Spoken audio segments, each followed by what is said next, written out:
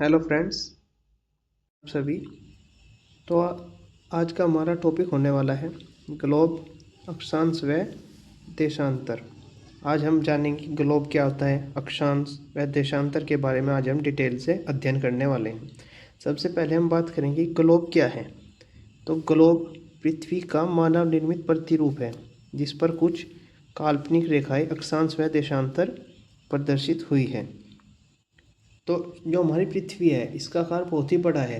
तो इसका अध्ययन करने के लिए जो वैज्ञानिक थे उन्होंने इसका संपूर्ण पृथ्वी का एक मानव निर्मित प्रतिरूप तैयार कर दिया और उस पर कुछ रेखाएं, जिनको अक्षांश रेखाएं व देशांतर रेखाएं कहा गया, का निर्माण किया, जिससे किसी स्थान की जो स्थिति होती है, वहाँ का समय होता है, उसका सही सही से ज्ञान जो है हमें प्राप्त हो सके। ठीक है, तो उसको क्या, उस आकृति को क्या बोला उन्होंने, ग्लोब। तो सबसे पहले जो ग्लोब का निर्माण है वो जर्मनी के एक विद्वान थे, मार्टिन बेटेन या मार्टिन बेहन ने सबसे पहले ग्लोब का निर्माण किया, जिसे इन्होंने इर्डाफेल या अर्ध एप्पल कहा। यानी कि जो मार्टिन बेटेन थे, इन्होंने सबसे पहले ग्लोब का निर्माण किया और इन्होंने उसको ग्लोब नहीं कहा था, इन्होंने कहा उसको इर्डाफेल या अर्ध एप्पल। अब अगला हमारा है रेखा जाल।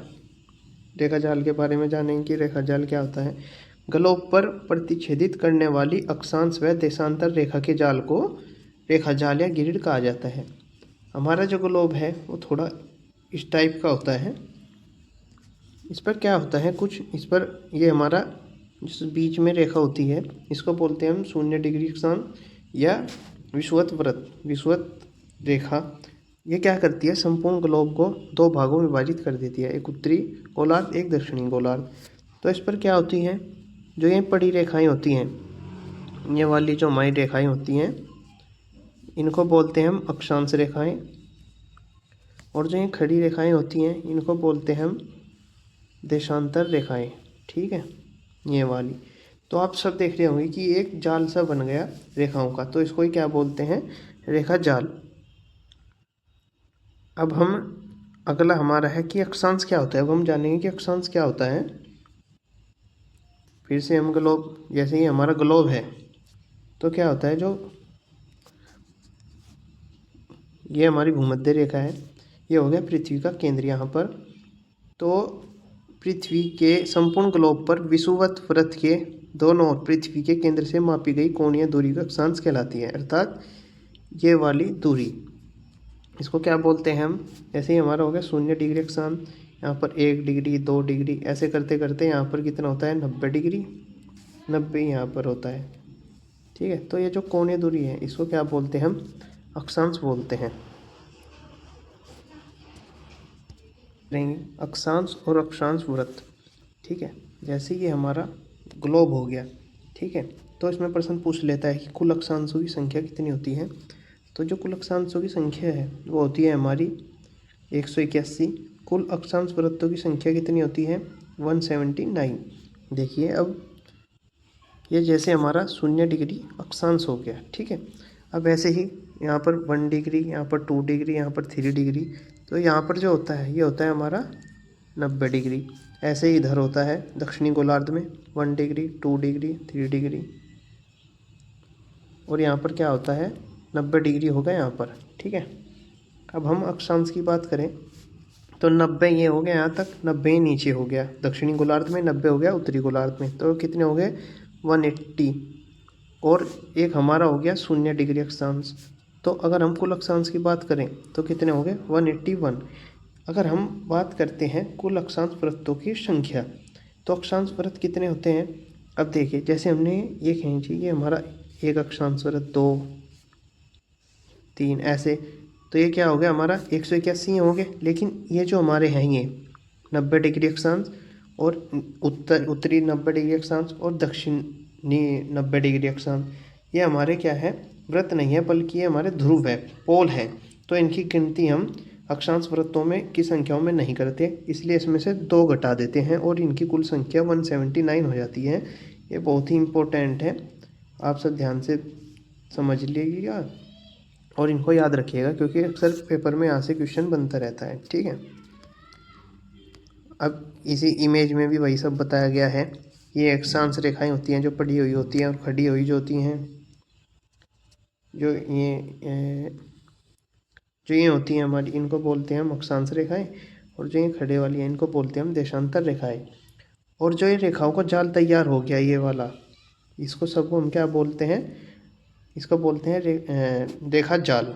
ठीक है, ये हमारी भूमध्य रेखा हो जाती है। ठीक है, अब देखिए जो हमने अभी तक पढ़ा, एक बार फिर से हम रिवीजन कर लेते हैं। हमने क्या पढ़ा कि ग्लोब क्या होता है। मान लिया हमने ग्लोब होता है, और फिर हमने बात करी किसकी, अक्षांश की। तो पृथ्वी का केंद्र से जो कोणीय दूरी होती है, विषुवत वृत्त के दोनों ओर मापी गई कोणीय दूरी को क्या बोलते हैं, हम अक्षांश बोलते हैं। ठीक है, अब जो 0 डिग्री अक्षांश होता है हमारा, इसको हम क्या बोलते हैं, विषुवत वृत्त या विषुवत रेखा। और अब हम इसमें देखेंगे नेक्स्ट इमेज में, ये देखिए, ये इसमें समझेंगे अब हम। तो जो हमारा ये होता है 0 डिग्री अक्षांश, इसको बोलते हैं 0 डिग्री अक्षांश या शून्य अक्षांश या विषुवत रेखा। ठीक है, अब हम अगर ऊपर चलते हैं 1 डिग्री 2 डिग्री 3 डिग्री, तो जो 23.5 डिग्री उत्तरी अक्षांश होता है, इसको बोलते हैं हम कर्क रेखा। ऐसे ही हम अगला अक्षांश 23.5 से आगे चले तो 66.5 डिग्री जो अक्षांश होता है, इसको बोलते हैं हम उत्तरी ध्रुव व्रत या आर्कटिक व्रत बोलते हैं। क्या बोलते हैं, आर्कटिक व्रत। और जो 90 डिग्री होता है, इसको बोलते हैं हम उत्तरी ध्रुव। ऐसे ही जब हम ग्लोब के दक्षिण ग्लोब की बात करते हैं, यानी भूमध्य रेखा से नीचे से हम चलते हैं, तो जो 23.5 डिग्री होता है उसको बोलते हैं मकर रेखा। जो 66.5 डिग्री होती है जो हमारा अक्षांश होता है, उसको बोलते हैं हम दक्षिण ध्रुव व्रत, या फिर उसको बोलते हैं हम अंटार्कटिक व्रत। ठीक है, अब जो है 90 डिग्री होता है, 90 डिग्री दक्षिण, इसको बोलते हैं हम दक्षिणी ध्रुव। ठीक है, जो हमारी शून्य रेखा है, भूमध्य रेखा है, ये हमारे संपूर्ण ग्लोब को 2 पार्ट में बांटती है। एक उत्तरी गोलार्ध ये वाला, और दक्षिणी गोलार्ध ये वाला। ठीक है, अब देखिए पहले हम थोड़ा सा इमेज के माध्यम से समझ लेते हैं, फिर आगे थ्योरी देखेंगे।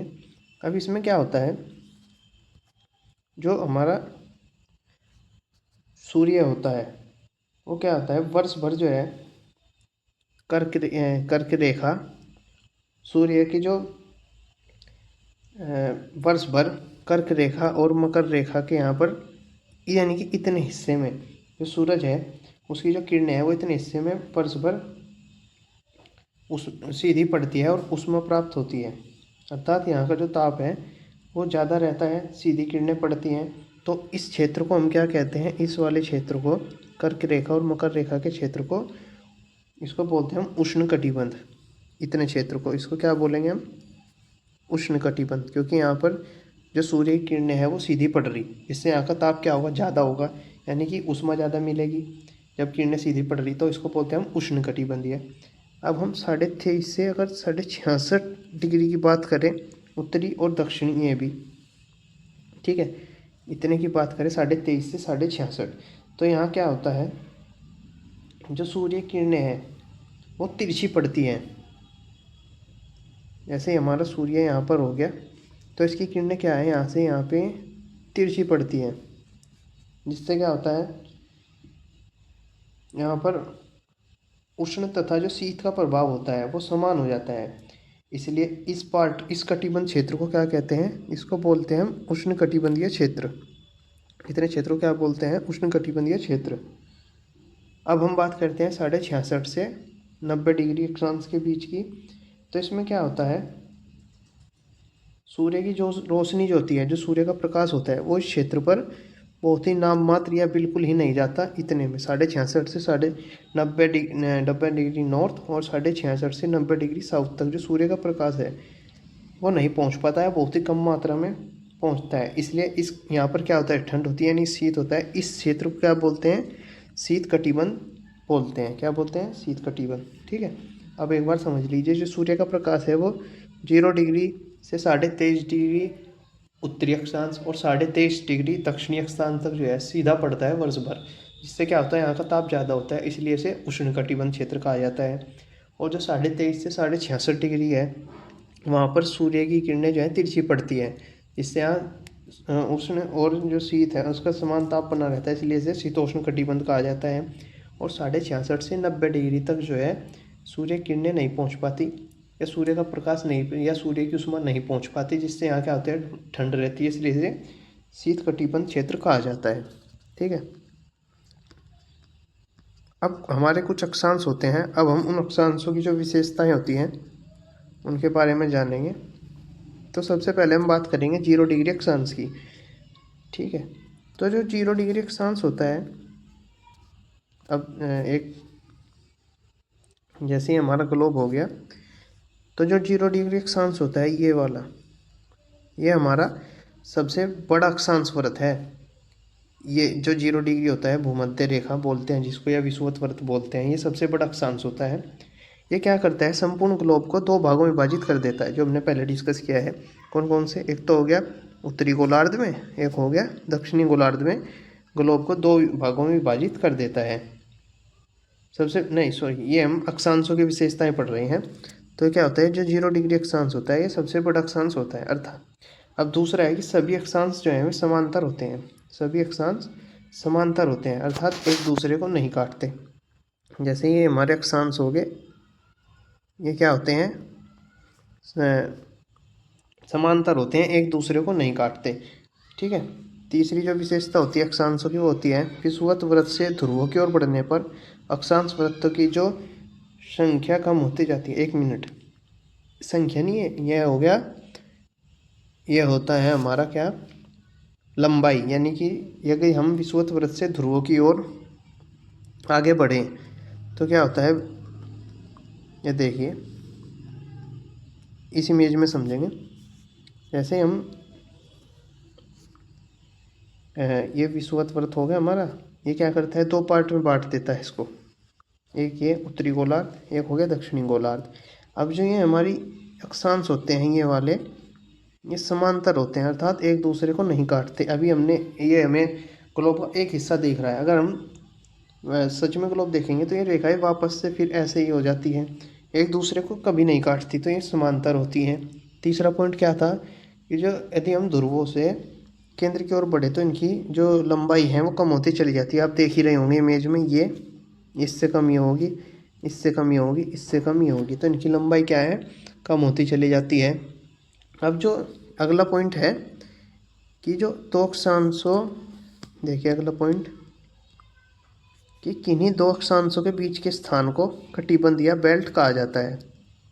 वापस से हम अपनी मेज पर आते हैं कि किन्हीं 2 अक्षांशों के बीच के स्थान को, यानी कि जो एक अक्षांश ये हो गया, ये वाला जो क्षेत्र है, दो अक्षांशों के बीच का जो क्षेत्र है इसको क्या बोलते हैं, कटिबंध या बेल्ट बोला जाता है, कटिबंध या बेल्ट। ठीक है। अगला पॉइंट है हमारा, अगला पॉइंट है कि 2 अक्षांशों के बीच की जो दूरी है वो 111 किलोमीटर होती है। ये बहुत ही इम्पोर्टेंट है, आप सभी इन सभी पॉइंटों को याद रखिएगा, यहाँ से प्रश्न डायरेक्ट पूछा जाता है। तो 2 अक्षांशों के बीच की दूरी जो है वो 111 किलोमीटर होती है। यानी कि ये जो दूरी है, कौन से वाली, ये वाली जो दूरी है, इनके बीच में कितनी दूरी होती है, ये होती है 111 किलोमीटर। ठीक है, कितनी होती है, 111 किलोमीटर। अब क्या होता है, ग्लोब के कुछ प्रमुख अक्षांश, किसकी बात करेंगे, हम बात करेंगे ग्लोब के कुछ प्रमुख अक्षांश की। सबसे पहले हम बात करेंगे मकर वृत्त क्या होता है। जैसे अभी हमने डिस्कस किया है ऊपर, अब हम उसको विस्तार से पढ़ेंगे कि मकर वृत्त क्या होता है।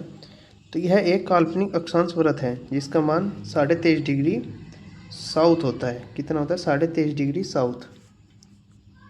ठीक है। अब क्या होता है, इस पर हमने अभी इमेज के माध्यम से ऊपर भी समझा, अभी तो ये थ्योरी है।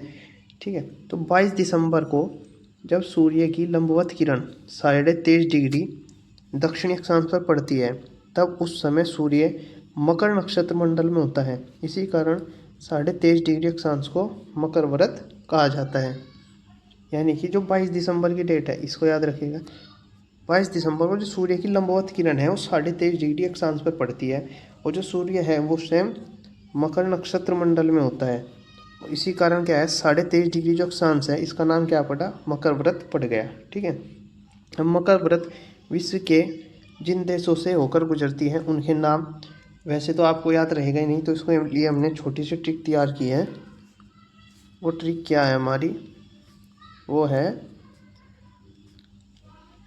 कैप लगाकर BNB से मुंबई आया मेरा दोस्त। एक दो बार पढ़िएगा आपको याद हो जाएगा। कैप लगाकर BNB से मुंबई आया मेरा दोस्त, कैप लगाकर BNB से मुंबई आया मेरा दोस्त। ठीक है। तो सी से क्या हो गया हमारा, सी से हो गया चिली। ए से क्या हो गया, ए से हो गया अर्जेंटीना। पी से क्या होगा, पैराग्वे। बी से ब्राज़ील। एन से नामीबिया। बी से बोत्सवाना।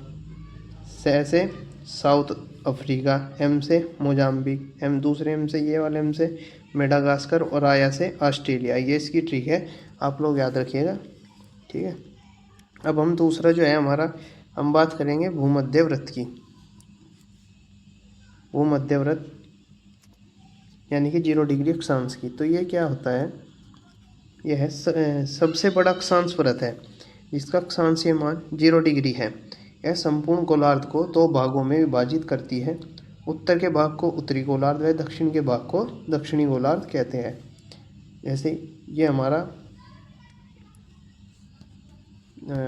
एक मिनट,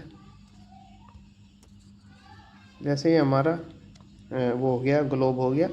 इसमें जो ये 0 डिग्री अक्षांश है, अरे यार क्या हो रहा है, जैसे ये हमारा 0 डिग्री अक्षांश है। तो ये अक्षांश क्या है, हमारा सबसे बड़ा होता है और इसको भूमध्य व्रत, विषुवत व्रत कहते हैं, 0 डिग्री अक्षांश भी कहते हैं। ये क्या करता है, संपूर्ण ग्लोब जो होता है हमारा उसको 2 भागों में विभाजित कर देता है। उत्तरी गोलार्ध ऊपर का, उत्तरी गोलार्ध नीचे का, दक्षिणी गोलार्ध। यही बात यहाँ पर कही गई है। अब इस पर क्या होता है, 21 मार्च व 23 सितंबर को सूर्य की लंबवत किरणें जब भूमध्य व्रत पर 2 बार पड़ती है तब दोनों गोलार्ध में दिन और रात 12-12 घंटे के होते हैं। इस स्थिति को विषु कहा जाता है और इसी विषु के नाम पर भूमध्य व्रत को विषुवत व्रत भी कहते हैं, जो मैंने आपको अभी बताया था ऊपर। तो ये डेट आप याद रखिएगा, 21 मार्च 23 सितंबर को जो हमारी भूमध्य रेखा है उस पर जो सूर्य की किरणें हैं वो लंबवत पड़ती है और उस दिन क्या होता है, विषु की स्थिति होती है। तो विषु के नाम पर ही इसको क्या, भूमध्य रेखा को विषुवत व्रत भी कहते हैं। अगला जो पॉइंट है वही है कि भूमध्य रेखा विश्व के जिन देशों से गुजरती है उनके नाम क्या हैं। तो इसके लिए भी हमने ट्रिक तैयार की है। ये क्या है, CBI सिम लेकर GK व NKU की परीक्षा की तैयारी में बिजी है। तो CBI सिम लेकर GK व NKU की परीक्षा की तैयारी में बिजी है। इसमें क्या होगा, C से कोलंबिया, B से ब्राज़ील, I से इक्वाडोर। ठीक है। सोमालिया, इंडोनेशिया, मालदीव, कैब्रो, Kenya, Nauru, Kiribati, Borneo, Congo और गणराज्य। ठीक है। ये जो भूमध्य रेखा होती है वो इन देशों से होकर गुजरती है। अब हम बात करेंगे कर्क व्रत की। कर्क व्रत क्या होता है, 23.5 डिग्री उत्तरी में जिसकी हमने बात करी थी वो क्या होता है, कर्क व्रत होता है 23.5 डिग्री उत्तरी। कर्क व्रत यह एक काल्पनिक अक्षांश व्रत है जिसका अक्षांशीय मान कितना होता है, 23.5 डिग्री होता है। अब 21 जून को जब सूर्य की लंबवत किरण 23.5 डिग्री उत्तरी अक्षांश पर पड़ती है तब उस समय सूर्य की वास्तविक स्थिति कर्क नक्षत्र मंडल में होती है। इसी कारण 23.5 डिग्री जो उत्तरी अक्षांश है उसको क्या कहते हैं, कर्क व्रत कहते हैं। तो कर्क व्रत पर सूर्य की जो किरणें हैं, लंबवत किरणें कब पड़ती हैं, 21 जून को। ये 2-3 डेट हैं, ये सभी आप याद रखिएगा। ठीक है। अब मैं आपको एक थोड़ा सा रिवीजन करवा देता हूँ। जैसे ये हमारा क्या हो गया, ये हो गया हमारा ग्लोब। ठीक है। अब हमने क्या क्या पढ़ा, ये जो होती है 0 डिग्री अक्षांश इसको क्या बोलते हैं, भूमध्य रेखा या विषुवत रेखा। 23.5 डिग्री जो होती है इसको बोलते हैं हम 23.5 डिग्री उत्तरी, इसको बोलते हैं कर्क रेखा।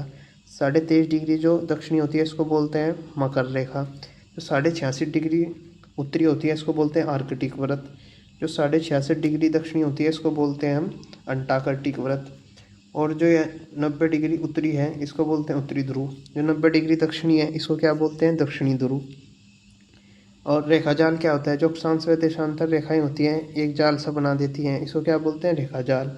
अक्षांश क्या होता है, जो पृथ्वी के केंद्र से संपूर्ण ग्लोब पर विषुवत वृत्त के दोनों ओर पृथ्वी केंद्र से मापी गई जो दूरी होती है इसको क्या बोलते हैं, अक्षांश बोलते हैं। अक्षांशों की कुल संख्या कितनी है, 181 है। और कुल अक्षांश वृत्तों की बात करें तो कितने हैं, 179 है। अब जो 0 डिग्री अक्षांश है ये सबसे बड़ा अक्षांश होता है। ठीक है, सभी अक्षांश एक दूसरे के समांतर होते हैं। और जो मकर व्रत होता है इस पर 22 दिसंबर को सूर्य की किरणें लंबवत पड़ती है। तो ये सब आज के लिए इतना ही। और अगर वीडियो अच्छी लगे तो वीडियो को लाइक करें और चैनल को सब्सक्राइब करते रहे और शेयर करते रहे, जिससे सभी लोगों तक यह वीडियो पहुंच सके और जो तैयारी कर रहे हैं उनको इस वीडियो को लाभ पहुंच सके।